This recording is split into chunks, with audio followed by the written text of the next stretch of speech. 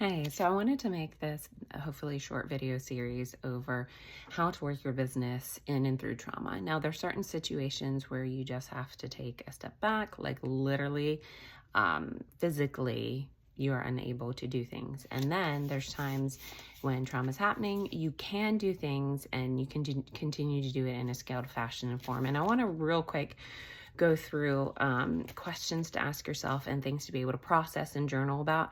One, there is some journal prompts that I'll go through, make a different video, but that are very powerful and basically a way for you to work through the mental garbage. Because basically, doing work, doing anything in life requires some type of emotional expenditure.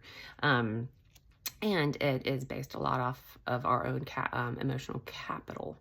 And if we don't have high capital, the expenditure decreases, sort of like your bank account. So how do you do it? How do you budget what you have, especially if it's very, very low, but still be able to get your business moving through?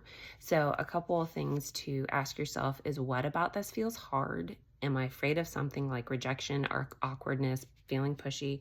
What would make this effortless? And part of the thing is you need to understand that your brain is literally putting up mental blocks if you're here. Now, people have different varying degrees depending on their personality, depending on their experiences all through life and what they're experiencing now. So that is more unique to each person, and you sort of have to figure and navigate that out. Me, I'm a high empath, is my number one strength. It is also my number one weakness, and so I have to be able to be self-aware enough that I realize that I am either walking in my strength or it's become a weakness. It doesn't mean I don't operate in it. It means I have to attenuate what I'm thinking and work more on myself. And so the other question is, what would make this feel effortless? And if you have trouble with figuring out the answers to those questions, you have to realize that mental block is there's an invisible wall that is literally being put up in your brain of you wanting to do it and then actually taking the action because you want to. Like, let's be real. You want to make money. You want to work on your business. You want to get through it. Or you want to reach out to people. You want to earn some type of income, but something is blocking in your brain. And this is where growth is actually super important. And not only will it affect your business, it will impact every single area of your life. Everything. It will make you stronger doing this work. It will make you more capable in every single area.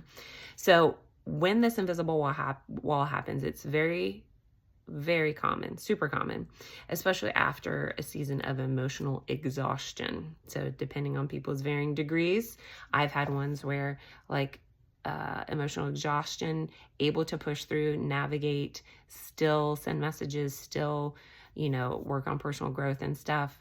Other ones, I had to take a short break, be able to jump back in, no problem, like riding a bike. And then there was a very long, intense season that basically trying to get back on the bike, I just fell over because I didn't even have the energy to sit on the bike for my brain. And so the brain is recognizing this as heavy emotional work. And so it's trying to avoid basically anything that feels that way to protect you. But that doesn't help you because for one, it's our main income.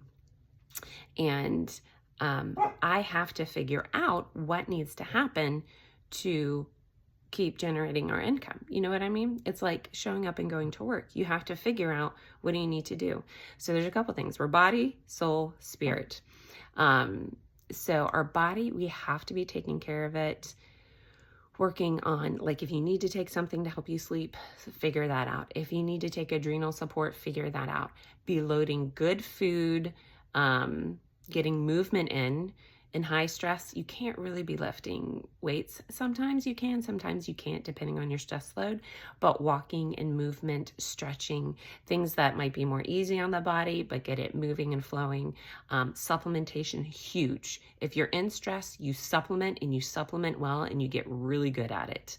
Hydration, eating right, you get really good at it because it will literally save your life and save your mental health.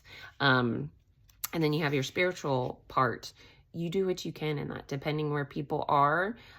You feed it as you can, in non-stressful ways that, maybe just listening to worship music or saying a scripture or something. And then your emotional part is doing work like this, but only when you can and where you can. Really, periods of rest with work are going to be very crucial, because you need it. Now, again, varying degrees for varying things. Everyone's not going to be in such an extreme state. I'm going to be talking a little more about that.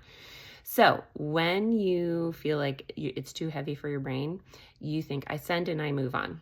I'm a deep feeler and connector. I can't operate necessarily that deep anymore. I need to be more, and it's not helpful to people because it basically stalls me. I become inactive and I can't do things. So I think my only job is to send. What happens after this is not my responsibility. I don't have to feel anything about this. I just send and go. So action steps you can test literally right now. You can open up your messages wherever they are, find one person and send this exact message. Hey, put in their name. I just thought of you today. I hope you're doing great. You're not asking to pray for them. You're not asking to do anything. You're sending a little note of sunshine and moving on. Close your messages. No thinking, no pressure. You send, go, walk away. You can do that multiple times a day. You can do that one time a day and ask yourself, does this feel doable?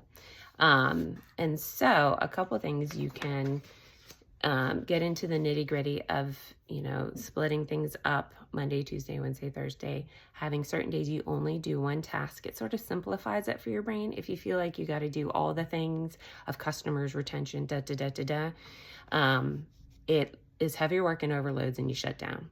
So what you want to do is maybe you do, new people in a post, customer Tuesday, customers in a post. I tend to just keep posting. And then, or start a conversation. That's one thing I have not stopped doing because it was just the easiest. It was the lightest way. And then if you want to take a picture of this, it's probably going to be backwards, but this is something I pulled off of ChatGPT. And a lot of this, I actually post questions, really good questions, and got feedback from that little AI that was fabulous. What happens is you need simple tracking, and sometimes that feels too much. So then if you can't track, you literally just go send the message and walk away, like I was talking about. Setting time limits. So a lot of times we feel guilty for not doing it because we feel like we need to. Either setting times, or if you're in trauma right now, you can't do that. So you need to think through your schedule and think, when can I plug this in?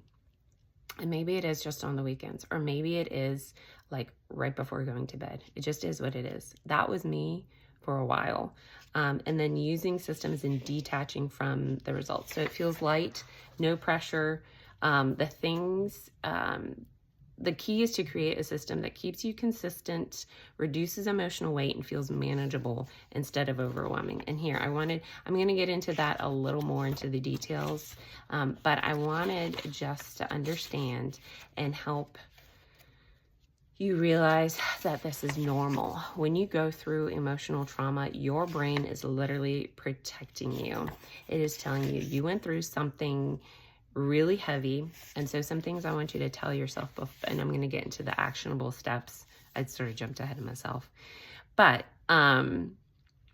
this is what the ChatGPT did, what it said to me.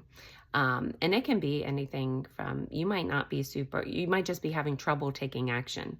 And so this is from somebody who's empathy. You can go ask ChatGPT and ask them tell them about your personality. You're going to prompt it with, this is what I'm struggling with. This is how I feel. And then plug in, I need to work my business. What actions do I take? What do I need to think? Why can't I do this? And it will come up with some good pieces. Because this says, it makes so much sense. Your deep empathy, which used to make connecting easy and enjoyable, now makes messaging feel emotionally exhausting because you can't help but feel others' emotions deeply. True. And that was a question that I posed to it. Like, I literally can't not feel. And so this means your brain is subconsciously protecting you from emotional overload by avoiding conversations altogether. But you still want to build your business. So the key is learning how to engage without absorbing others' emotions. And then it goes on to how to keep your empathy from draining you. So you could plug that in and say, how do I keep my frustration from stopping me? Or how do I keep my this circumstance from happening? How do I keep working my business? Ask it. I've been impressed. And so it said, think of like putting on emotional armor. You're still carrying, but you no longer carry people's emotions. This says, I love.